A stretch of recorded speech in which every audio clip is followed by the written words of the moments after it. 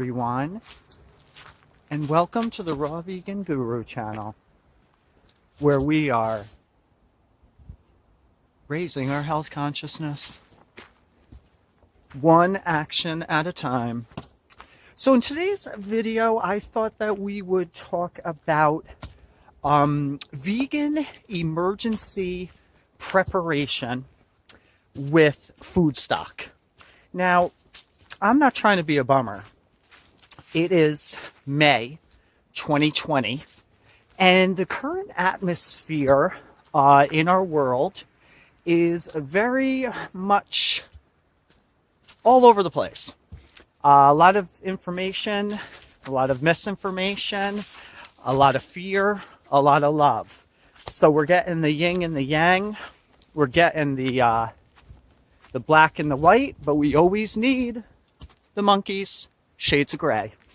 So I am not trying to make anybody worry about the future, but I have observed as a former journalistic bloodline that the supply chains for our food supply in the supermarkets and other distribution of our mass food supply is questionable, and it is being affected, and it is starting to have some shortcomings.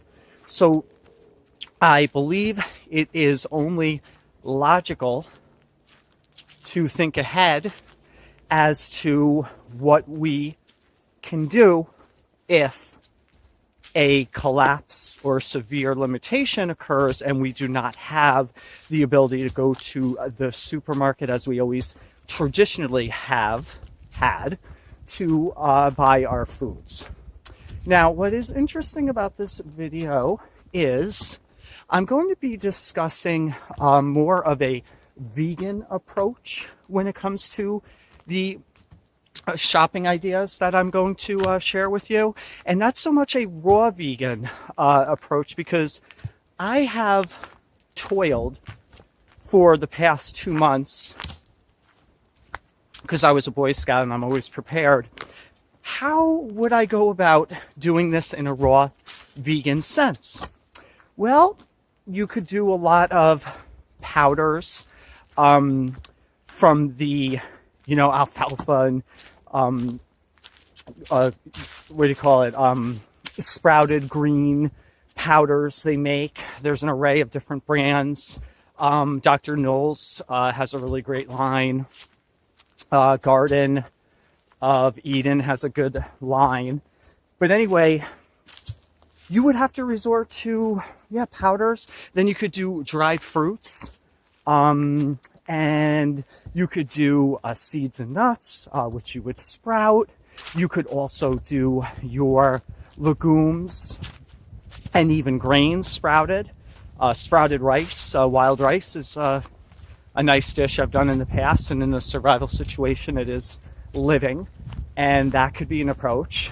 You could also have dehydrated living foods like the flaxseed crackers and pizzas, raw pizzas, and all of those different interesting recipes that are still in the raw. So there is definitely an angle and a way that you could approach a continuous raw vegan lifestyle during a food collapse crisis. However, a lot of these foods are very dense. Some are very rich. You have the nut cheeses. And I think that you have to look at the long-term situation, and you have to realize what is it that you can maintain over time. So that's why I've thought ahead a little with the vegan approach, because the vegan approach is going to be a lot more versatile, and it's going to give you long-lasting products that you will be able to refer to in a survival situation. Now, God forbid, and I hope that it doesn't come to this, but if it does, this is how we can be prepared. So Firstly, let's think about storage times. You have the obvious, canned foods. Now, canned foods, everything I'm going to talk about is going to only be organic always. So you have your organic beans, you have your legumes, they have chilies. I got some jackfruit in a can, some pineapple in a can, some corn, some green beans, spring beans. You really have to use your imagination and keep your mind open when you get out there and you're strategic about picking out these products. There is a lot to canned foods, which will last years in storage. The most important thing about the canned food is you want to do non-BPA lined. So you do not want it to be a traditional stainless steel, or I don't even know if they make those anymore, or aluminum cans, because that's going to leach into your food and it's going to defeat the purpose, because that's going to be a bad news deal. So I've seen asparagus, I've got artichoke hearts, wow, I've got carrots going on. So there's a lot of great stuff in the canned realm. So interesting that I'm even making this video, because these things I would never be purchasing or eating ever, because all I eat is the fresh raw foods. But in a survival situation, let's get real. And what's going to keep us alive? And we know that we're not going to do any animal products. That's obvious. So we're going to be able to survive on whole foods until we would be able to get out of the situation or get back to our gardening, where we could have our fresh herbs and fruits and vegetables, so we could get back to business. So this is just for an emergency situation, which is a major bummer. Totally uncool. All right, so then after canned foods, let's get into dry bulk foods. We've got cornmeal. We have potato flakes. You can make the mashed potato. We have dry beans and legumes and grains across the board. We have teff. We have millet. We have quinoa. We have rices. We have lentils. We have a vast wealth of beans, kidney beans, black-eyed peas. We have split peas. All right, so after our grains and our beans, I've discussed our bulk dry goods. Also, powdered products. A great thing to think about is like the organic coconut powder, which you can then turn into making coconut milk. So there is a lot of dehydrated, and there is a lot of organic, natural powdered products which you would be able to implement. Cocoa, in the raw, you can get in a powdered form too. That is very very helpful food, rich in antioxidants and other strong benefits. Flaxseed powder, that would be really important to add to anything you're really doing in an emergency situation to get those omegas and important nutrients. There's probably a lot more if I got into detail that I'm probably overlooking just making this video right now. That's why I'm just trying to give you these ideas so then you can kind of think outside the box and figure out even more. You might even be able to write me and say, oh, you didn't think of this or that, or I found this, and it's going to tip me off to say, oh, wow, that's really cool. After that, then we're going to move into bulk spices. Turmeric, oregano, cumin, coriander, paprika, basil, go on and on and on. All of the spices are medicine, just like the herbs. They have a cellular language which speaks to the dynamic function of organs, which is made up of cells. It is a cellular language. So that's a really interesting aspect to herbs, spices, is you ingest them, they go into the body, and they're basically on the inside like, hey, and they're talking a language. And we don't know what the language is, but the body does. So they're activating and they're recharging and they're strengthening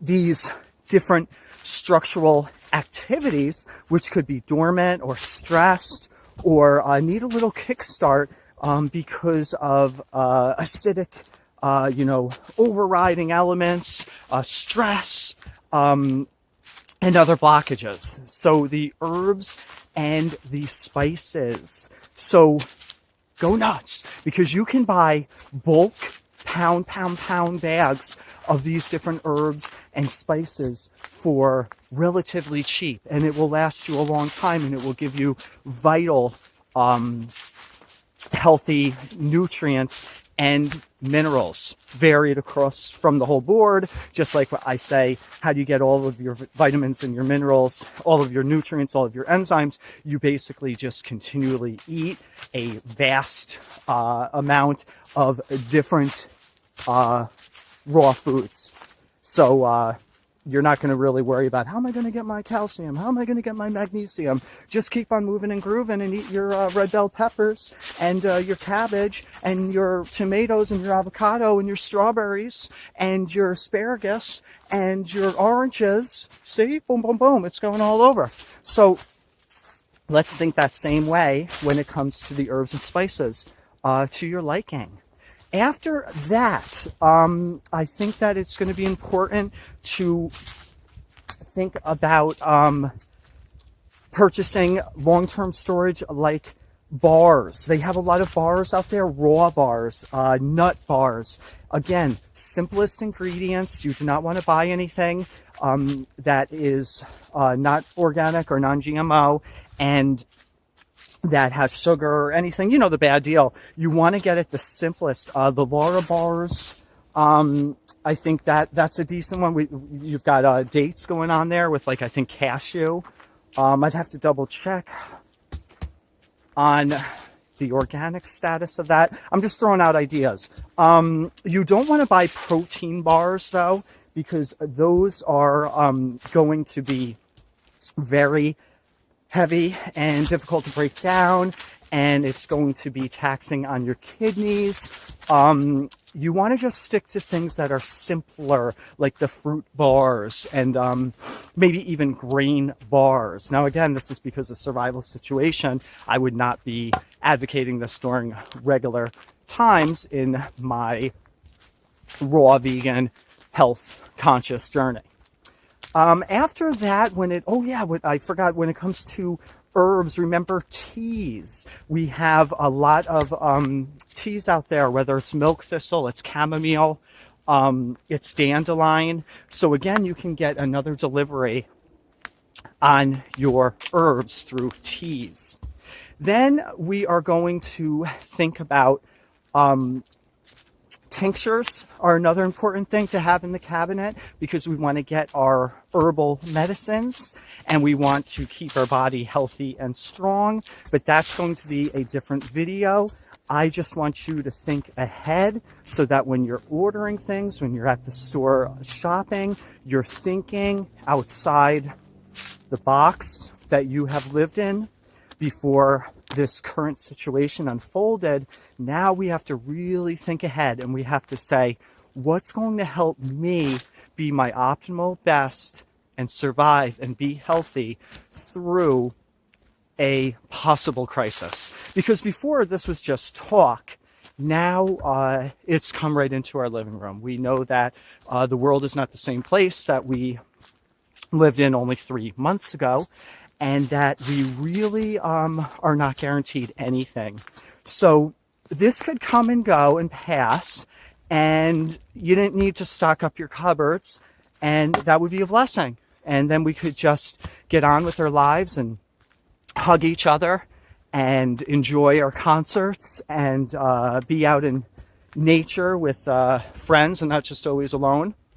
But if it goes the other way, I just want everybody to be prepared. And as a vegan, I think it's important to discuss what kind of approach we could take. So, oh, something I left out, pastas. I never eat it, but in a survival situation, I'm going to do some pasta. Let's see, we got black bean pasta. We have chickpea pasta. We have other grain pastas. It does not have to be whole wheat. We know the wheat game and the gluten. You want to stay away from that. But in this survival situation, perhaps you're going to get some wheat pasta, some wheat penne pasta too. With that being said, personally, I'm a tomato man. I did find much cheaper than the jarred tomato sauces. Tomato, plum tomato, whole plum tomato, tomato sauce in non-BPA lined cans. So I'm ready to roll on that. Sea salt, want to make sure you have a lot of sea salt. Pink Himalayan sea salt is king. That is going to give you vital mineral and important body function comes from salt delivery. Again, sea salt, not iodized salt. So you want to have that on hand. Black pepper, ready crushed, black pearl into crushed black pepper is really good to be able to bring into your food sources in the future too. If you're really limiting, that has a lot of important health benefits too. On the small end, you don't want to go nuts with that, although I'm a big black pepper head. So nutritional yeast, don't overlook that one if you're into it. I'm into it big time. You want to get non-fortified nutritional yeast. That's important. You can buy that in bulk as well. And that is something that's going to bring you some niacin, some vitamin Bs. You've got B6, B12 going on in trace amounts. So that's a nice little addition to things. So I think that's a good start here today.